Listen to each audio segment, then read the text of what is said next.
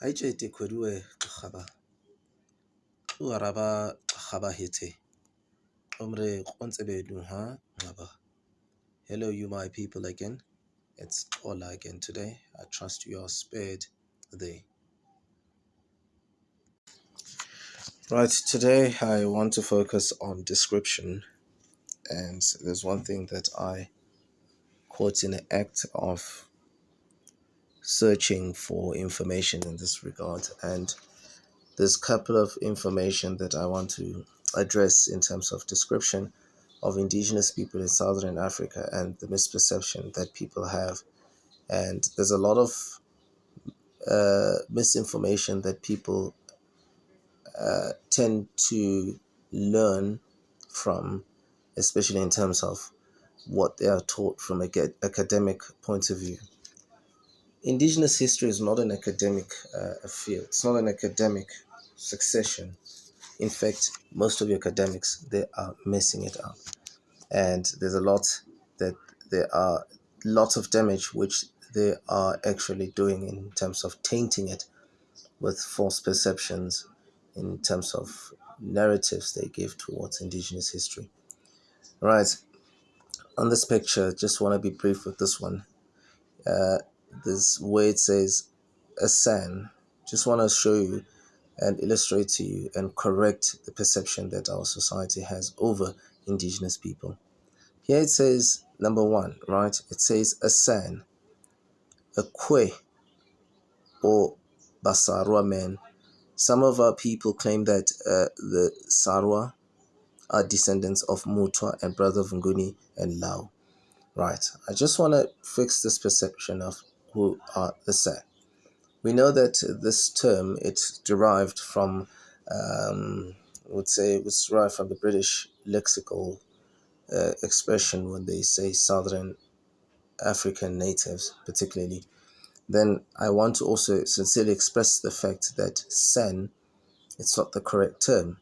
Even from your Ngukwen dialect, from your Damaran dialect as well, it's not Sa, because Ngukwen people are mixed Kwe, basically. So they are not wanderers, because we say they are foragers, as they explain it from that, from the dialect point of view.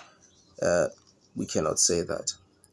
And people, when they say they're foragers, make an example. In other dialects, such as your Nama, your Old Nama, your Kwemana Kora Kobab. Example is, we say Kweba. Somebody wanders around, is Kweba, right? It's like saying a person is a hobo, do you understand? Same as when in Nama they say Khabu or Khabu. Another term for Kora as well, they say Khabe, do you understand? To wander away or to wander around as well. That's one example as well. So in this instance, when they say Kwe, it's a proper term because it's an ethnicity, it's a kind actually. Kwe is derived from Kwe or Kwe, right? Which means a person, do you understand? And in definition, this is one good example as well to orchestrate that society of your Grinkia, I mean your Kham, particularly your Grinkia speakers, if I may say, they are what? They are your Kwe or Kwe, right? Then another example that I want to also express, Mu Twa, a person who is a Twa. You say Kweseb or Kwese. Do you understand? Kweses, it's for a woman. Kweseb, it is for a male description. But when you say Kwese, you say Kwe type or Kwe kind. Do you understand? Now, this is how it says Mutwa in Gebe. That's a Gebe lexical way of saying somebody belonging from or being a Kwe. Right? In Sotho, they say this corpus of this, what's this? Sarwa corpus, it comes from Botswana.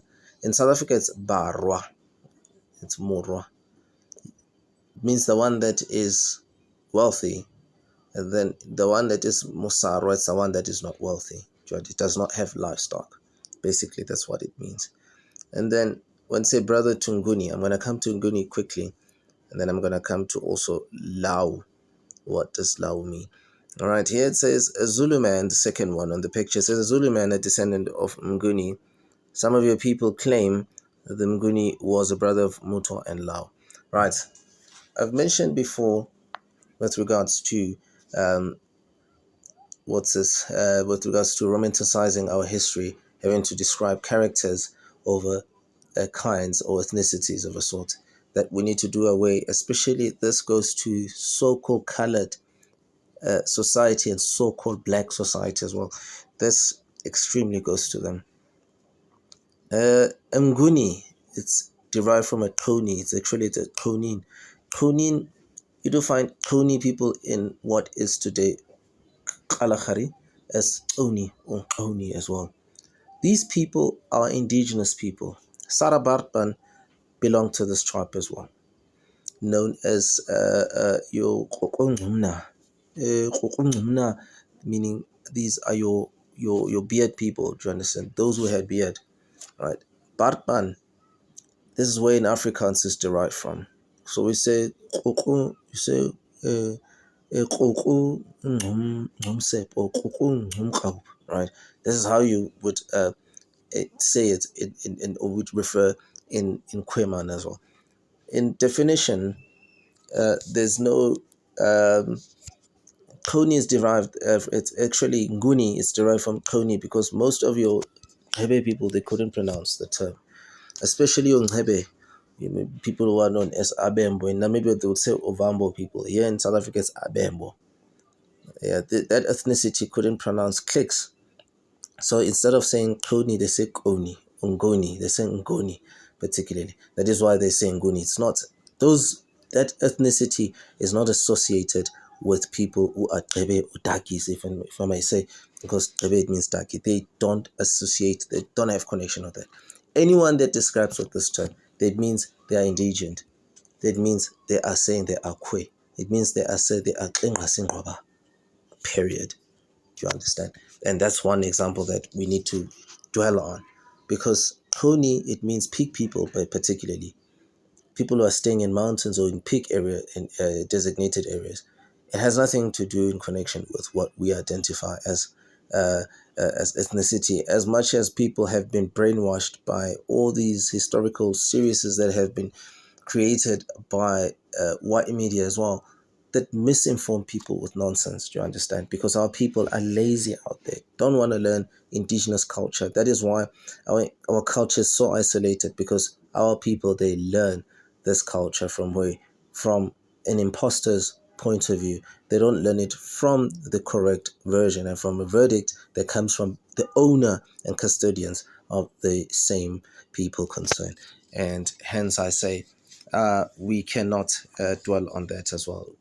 Koni people, they exist amongst Nama as Konin.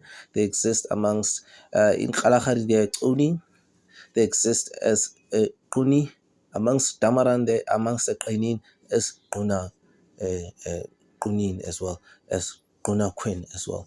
Kuna in that particular Kunina in that manner. Sorry, we have people in that sense, and I mean in that notion, particular notion as well. So this is a teaching to teach our society, those under such circumstances, that these people are not your so-called Bantu.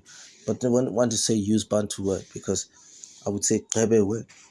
These are your Kwe. These are your Krengasingwaba. These are your click speakers. They spoke in clicks, and they've never spoken in any gibberish type of dialects that we're survived with this day and age.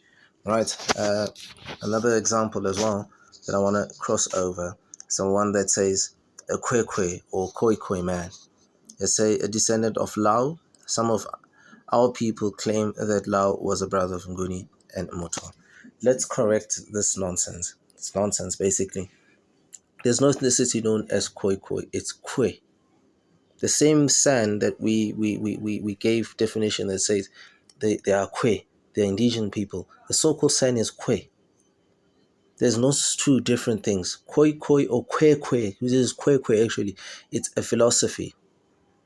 This philosophy, it is a philosophy that embraces humanity. That you say Kwe Ha Kwe. It's like saying Mosoto Soto. It's like saying umbombo. Do you understand? It's like saying mutwana mutwana. Just make an example. Do you understand? like saying that's incorrect, a way of trying to vilify the word. So it's not, does not mean there's no ethnicity. It's white anthropology that creates these type of confusion, and that we need to do away. And by the power and not of knowledge that we have, that we gathered around our grandparents, our foreparents as well, we need to rectify these things, because from oral base of how we were taught, our elders, they were very strict when they taught us this, and we need to do away. And we cannot comprehensively try to promote things that are deemed in a wrong fashion. And now, when I say that, it's one of the things we need to rectify. When you say kwe kwe, it means it's a philosophy, humanity, right? Person by person. Do you understand? Kwe ha kwe. Kwe che kwe ha ngama ha ngai kwe kwe. A person is a person because of another person. Umuntu ngumuntu ngomunye umuntu. Ngomunye umuntu. Umuntu ngumuntu ngomunye umuntu. Alright? Mutu ke mutu ka mutu umuntu. This is what it says. Do you understand? That's the term. There's no people who are known as kwe kwe. It's kwe. It was always like that. Do you understand? It was always like that. Ncika hit inghab. Khaba. Ncika hit inghab. It was always like that. So we need to rectify that as well in this sense. Another example as well in this in situation is that when they say descendant of Lao people are Malaysian people. Kwe people are not Malaysians. They are Kwe. You understand? Kwe Kwe. It's Kwe Kwe. And then when you say son of Lao, people of Lao, or brother of Nguni, of Mutwa, it means these are the same kind. Do you understand? But then they don't fall under, because when you say Nguni, it's an ethnicity. Mutwa, it's a kind. It's just like saying Murwa, just like saying Musarwa. It's like saying Kwe, Kwe, it's a kind. So Lao is misnomered. It's a misnomer for Kwe. That's Kwe. Lao are Malaysian people. I'm a Lao. That's why they say I'm a Lao. They're not Kwe.